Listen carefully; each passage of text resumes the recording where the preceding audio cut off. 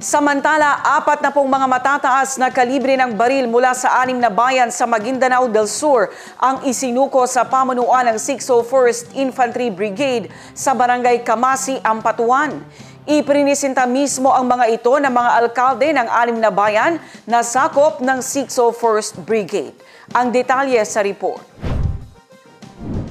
Kabilang sa mga isinukong armas ay 7 M14 7.62mm rifle, 6 na M16 5.56mm rifle, 5 Garand caliber 30 rifle, 2 Ultimax 5.56mm rifle, 2 Bushmaster 5.56mm rifle, 2 Carbine 5.56mm M4 rifle, at 2 improvised M79.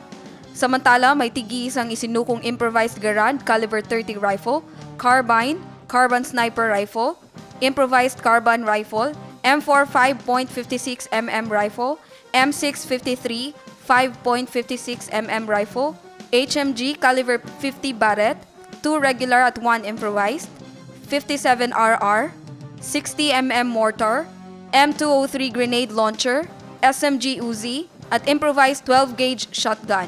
Mismong si 601st Brigade Commander Brigadier General Edgar Cato ang nagpresenta ng mga armas kay Lieutenant General Antonio Nafarrete, Commander ng Western Mindanao Command, at Major General Donald Gumiran, Commander ng 6th Infantry Division. Dumalo sa aktibidad at formal na nagpresenta sa mga isinukong baril sina Mayor Idris Sindatok ng Dato Saudi Ampatuan, Mayor Ahmad Mitra Ampatuan ng Sharif Agwak, Mayor Ahmad Butch Ampatuan Jr. ng Mama Sapano, Mayor Alandatog Angas ng Sultan sa Barongis, Mayor Bailea Sangki ng Ampatuan, at Mayor Zuharto Alwali S. Mangudadato ng Dato Abdullah Sangki.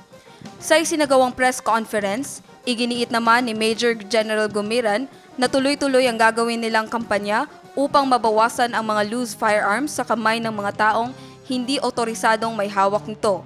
Ayon sa General, naging epektibo ang nasabing programa sa pagsawata ng mga krimen sa tulong ng Small Arms and Light Weapons Management Program. Nagpahayag din ng kanyang suporta si Lieutenant General Nafarrete at binigyang importansya ang pagsugpo sa aniyay kagamitan sa karahasan. Janeza Garcia, iMinds, Philippines.